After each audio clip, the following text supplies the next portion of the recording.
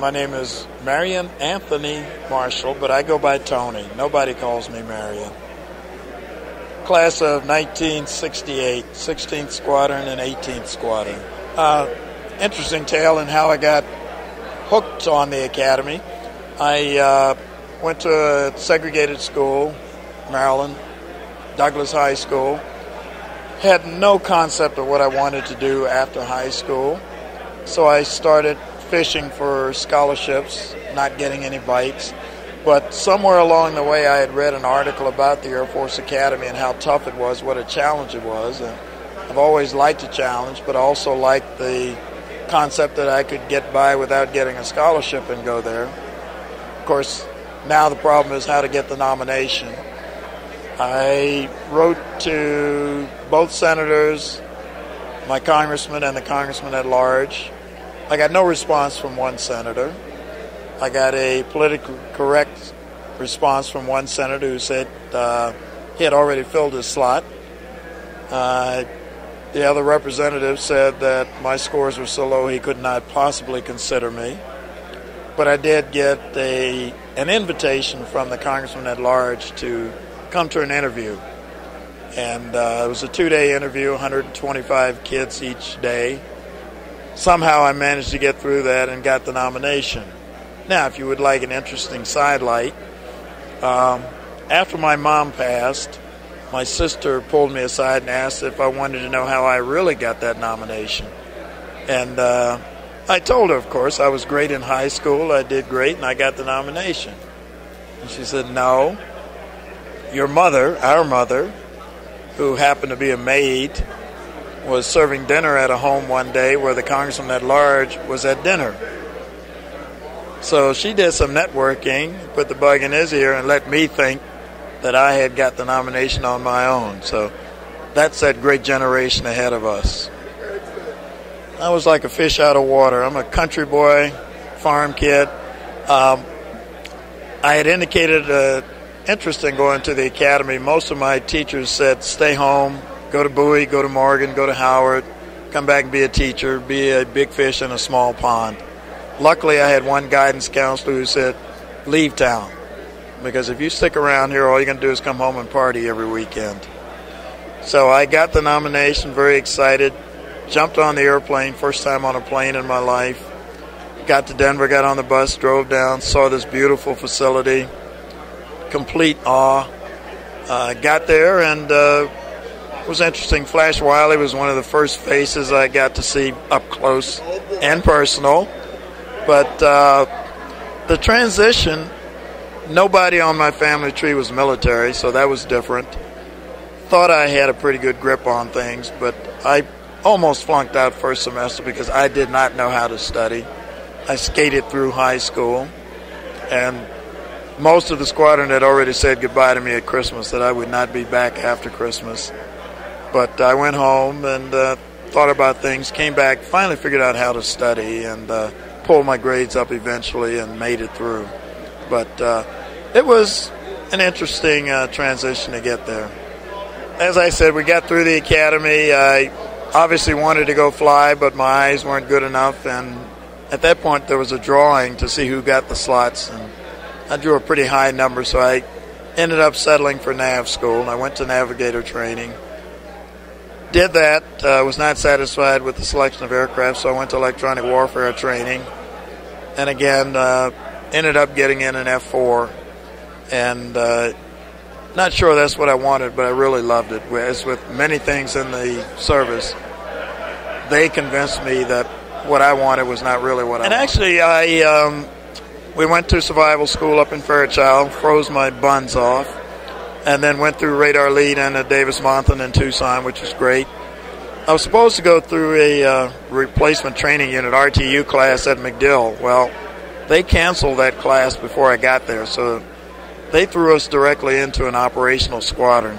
But we all had huge egos, so there was no way I was going to get sick on my first ride, your dollar ride. So my dollar ride was a ground attack tactics ride to Avon Park, low level, in the heat, and I had vowed that I would not throw up, so I did not. And because I didn't throw up in that when I got back, they threw me into another flight, was a full-profile functional check flight, which is ringing the airplane out, which is a climb to 40,000 feet, and doing everything we could to make sure the airplane was flyable. So, again, I made it through that without getting sick. So that was my baptism by fire. But therefore, obviously, any fighter is an awesome experience. Being in the back seat is an element of trust with the front seater. It's a mutual trust. So I like the fact that the Air Force lobby, as opposed to the Navy's backseat lobby, we had flight controls in the backseat. So I learned to fly from back there. And my squadron commander said that during the first flight I actually passed through the formation several times, but I was never in formation. But eventually I learned to control it and fly it. So I had a great time there, had a fantastic crew, some superior mentors there, the Fig Newtons, John Allens, Bill Waltons. Learned a lot about flying the airplane, and at that time we were being groomed for combat, so I got a lot of good advice from them. Squadron commander was Dan Walsh, who was probably one of the best commanders I've ever had. Showed me what leadership is about as far as being a commander. But as I was saying, we're being groomed for combat. So I talked to the guys who had been over, and first thing they said was, don't concentrate on the folks that did not come back. Look at us. We've all been to combat. We made it. Follow the common sense rules, and you'll be okay. They also told me where I should go, and my commander was great. I managed to get the squadron I wanted at the base I wanted, and that was, the advice was go to the 13th Squadron at Udorn. Went there, had a absolute blast, which sounds weird, but I flew with professionals, so the combat was not that big a deal. In fact, I would venture to say we had a better safety record than we had in peacetime, because folks followed the rules, common sense. Now, unfortunately, I finished my tour. Well, not unfortunately, but fortunately, I finished my tour.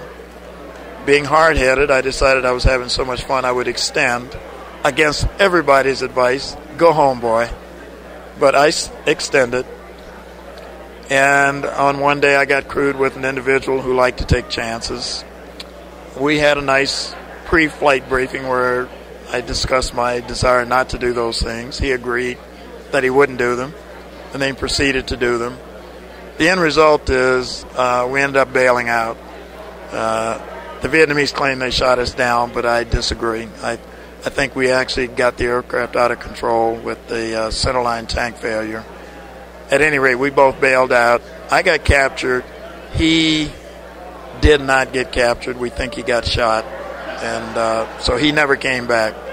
I ended up in the prison system for about 9 months. Not bad. Everybody says it's bad, but at that point, politically, the war was over. The Vietnamese even told me they weren't going to bother me. It's, hey, we got to keep you. So, another unique experience. Nothing you would volunteer for, but once it's over and once you're there, you make the best of it. So my take on that was, here's graduate school for survival, escape, and evasion. So I tried everything I could just to harass the Vietnamese and see what I could get away with. So it was interesting, and I've always had a good sense of humor. So you take the hand you're dealt and make the best of it. So that was a good hand. Now the best part is it gave me a good chance of getting into pilot training, which I had been begging for years. So I ended up in pilot training and got in the front door for a change and flew the F-4 for the rest of my career. Now, as far as the way of life, that did not exist in my time. There were only 8 of us in my class, so we were a small, close-knit group, and we took care of each other, but we did not have a formal way of life. So after I retired, I went to United. I ran into Rich Hall, and that's when I found out about the way of life. And we've been going back, working with Rich and Hap Arnold with the Tailgate and the Way of Life Committee. So I make it an effort to come and join this group every time we get together. The Super Reunion is another Rich Hall brainchild. And again, super. I've been ignoring the seminars for the adults. I've been hanging with the youth because that's my passion, is working with this next generation. So I wanted to take notes on what Rich had set up, and I think it was awesome. Those of us that have had this career, I know, I mentioned my mother got me into the academy, but the Tuskegee Airmen, the folks that have gone against us, the John Allens and Fig Newtons, who kind of paved the way, the Flash Wileys, it's my turn to give back. So my thing right now is anything I can do to work with the youngsters and just kind of open some doors for them and open their eyes to what's available out there. I would love to see us continue this. I would like to see us partner with organizations like the OBAP, the Organization of Black Aerospace Professionals, the Tuskegee Airmen, because we're all working with youngsters. And it really would be awesome if we could combine our efforts, be able to reach a lot more kids. And it's great if they go flying, but really we just want to open their eyes to the fact that there's a lot more out there. So exposure is the big thing. These kids are surrounded by things they have no concept of, and unfortunately the media is not showing them the things that we think they need to see. They're seeing the glitz and glamour, the sports stars, the rappers, but not everybody can do that. So just ordinary kids coming up. We have a large element of our population that likes to tell our kids, number one, don't go near the water, you shouldn't swim, don't ski, don't go flying, we're afraid of flying. So we pass our fears and biases on to our students. And I get calls all the time as an OBAP member from folks 30 and 40 saying, wow, I think I'd like to be an airline pilot. They should have started that when they were 4 years old. And we need to capture these kids when they're younger and let them know that, there's a lot out there you can do. And it's up to us to expose the kids to that. And, the amazing thing, I grew up, I didn't know any pilots. I didn't know any doctors. I didn't know any lawyers. If our students are able to reach out and touch someone who looks like them, or they live down the street from one of them, it makes it a realistic goal as opposed to the fantasy dreams you have.